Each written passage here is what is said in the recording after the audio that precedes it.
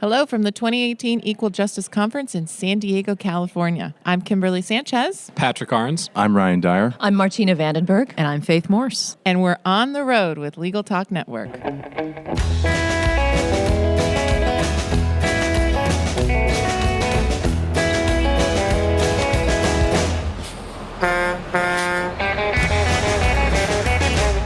And we're back. Thank you so much for joining us on the road. I'm super excited about this panel that I have in front of me to talk about something that is very, very hot topic right now for very good reason, human trafficking. The workshop these wonderful folks just presented on talks about how do we leverage and how do we work with pro bono attorneys to handle this particular problem. So I'm going to have probably Martina start out talking a little bit about her organization and how that interacts. So the organization that I run is called the Human Trafficking Legal Center. We've trained about 3,600 lawyers around the United States to handle these cases pro bono. And we assign cases, refer cases out to lawyers who are interested in handling pro bono trafficking cases, whether those are civil cases or criminal cases or immigration cases. Wow, 3,600 trained? That's incredible. Those are just the live ones. I don't count the webinar ones because my feeling is that people watching webinars are actually working. There's probably some truth to that. All right, so why don't we start with you and talk about why you're here and how you worked with the center.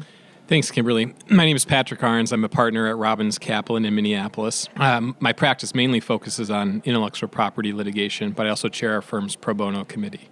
And on an annual basis, our firm contributes about 8% of our billable time to pro bono work. And I had the privilege last year of trying a case on behalf of Pania Vang in a civil case in federal court in Minnesota, in which it was referred to as a civil sex tourism case, in which she brought a case against an abuser, an American citizen, that had traveled to Laos where he had sexually assaulted her, and she was able to seek a civil claim in federal court here in the United States, and we obtained a $950,000 verdict for her. Wow, that's incredible. How long did that case take? It took about a week. Oh. A week for the trial. It was litigated through the courts for a period of about 5 years. Now, was that the first time you'd taken a case like that? It was the first type of sex tourism case I'd ever handled. I've done kind of everything under the sun on a pro bono basis. I've handled asylum cases, criminal defense cases. I've represented survivors of domestic abuse and orders for protection, Hague Convention cases. So I've really kind of handled a broad array of pro bono matters. And how did you get involved with that particular case? Was it through Martina's organization? This one wasn't. Our firm has worked with Martina and has gone through a training with Martina. But this case was sort of a referral from the attorney that originally filed it, seeking help trying the case. And has your firm taken more of those cases since? Not yet. But it's on the horizon. It's a goal. Yeah, one of the tricky parts about this type of case is really kind of having victims and survivors find attorneys, because oftentimes the survivor's in a foreign country. And that's one of the tricky part about getting and ensuring they have access to justice. Okay, well, excellent. Ryan? And I apologize because to the listeners as well, I did not ask you for your bios initially. So go ahead and tell me about yourself, Ryan. Okay, thank you. My name is Ryan Dyer. I'm a Seattle attorney at the law firm Fowl Cochran Vertitis Amela. Our firm is a civil plaintiffs firm.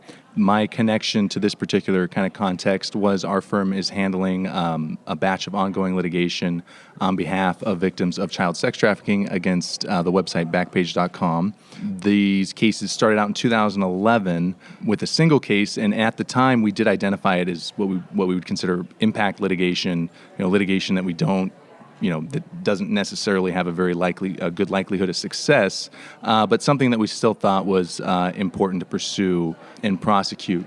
Backpage.com is a website that until recently appears much like Craigslist, but essentially involves a lot of listings for sex for money transactions. And it accounts for the majority of child sex trafficking that's at least reported to the National Center for Missing and Exploited Children in the United States. This was the first time you'd taken a case like this? This was the first case, I think, in the sex trafficking realm. Our firm handles a lot of child abuse and molestation cases against institutional defendants like the Archdiocese or state agencies and so forth.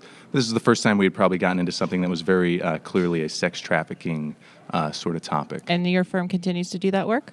We do. I assume you're referring to the sex trafficking work. We do. I think at present we have 10 ongoing cases against the Backpage defendants and the executives involved there. Okay, and I have a question probably for the both of you, Patrick and Ryan. How many hours did you volunteer to take these cases, and why is that important to you? With the Vang case, I took on that case and I came in just for a trial. So I took it on around February of 2017. The case was in May of 2017, and I think it was about 400 or 500 hours. That's incredible. Our firm has an uncapped amount of pro bono hours that are contributed to an associate's or partner's billable hour goal, and we do that so we can handle cases the exact way we would handle a billable case. How many hours for you, Ryan? That's an interesting question. I would say it's been about 1,500 hours for me alone. I think our firm is probably topped over 4,000 hours into the Backpage litigations combined. I think that's incredible. Let me switch over to Martina because I want to hear about her organization and how you kind of get these people to do this work. So the pro bono lawyers doing cases are remarkable and dedicated and incredibly zealous. What's interesting, though, about the litigation, by and large, is that these two cases are anomalies in the sense that 93% of the cases that are brought as civil cases in the federal courts are actually for forced labor.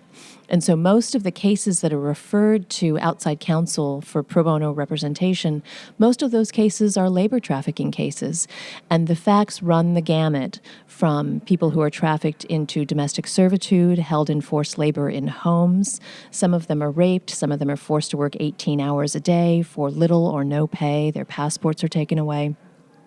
So there's the domestic servitude cases, but then there are also cases involving recruiters who bring over large numbers of workers for jobs that the victims think are legitimate here in the United States with legitimate visas, and then they arrive in the United States only to determine that this entire job opportunity was a fraud.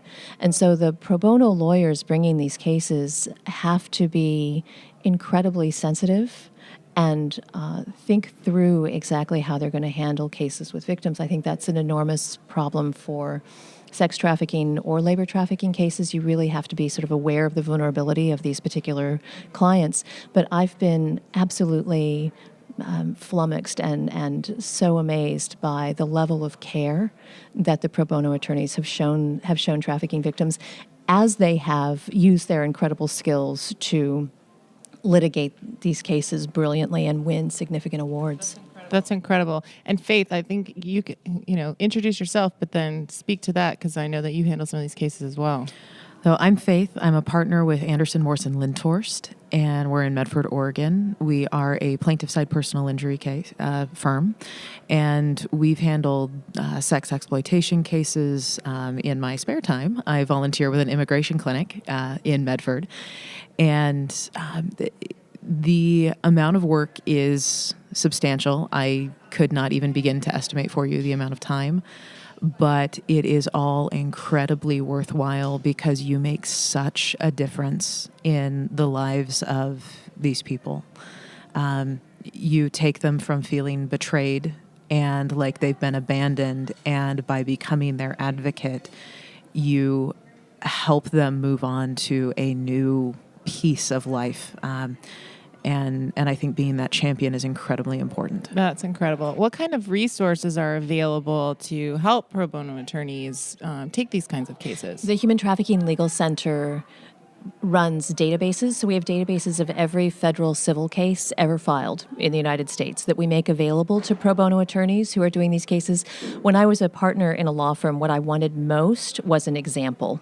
Just a sample complaint, a sample motion to dismiss, and those didn't exist. And so when I left the firm, I decided I would create that so that lawyers wouldn't have to reinvent the wheel.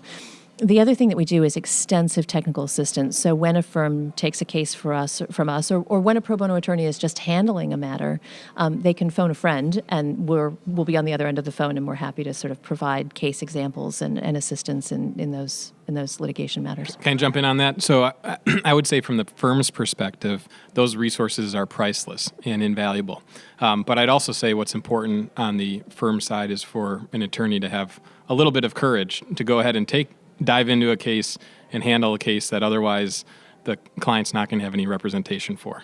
All right. That's great information. Ryan, what's your words of wisdom to a pro bono volunteer attorney? Well, I think the benefit that the resources that some of the national organizations like Martina's organization provide are really invaluable, especially to attorneys whose law firms don't specialize in this kind of work, who are doing this truly as a kind of isolated pro bono issue. From my perspective, at a firm that does handle this, we definitely rely pretty extensively on organizations like Martina's, primarily Martina's actually, and then also on each other. There's a lot of other law firms out there that you can get plugged into the network. We've provided briefing that's been successful on some of these issues to other firms, and we've been provided briefing and just practical advice and those sorts of things. So it really is kind of the community of attorneys doing this, along with how it's aggregated into the different organizations, that makes a tremendous difference. And during your workshop, did you have some interest in this particular? Like, what were some of the questions that people were asking? Like recruits? What were people asking?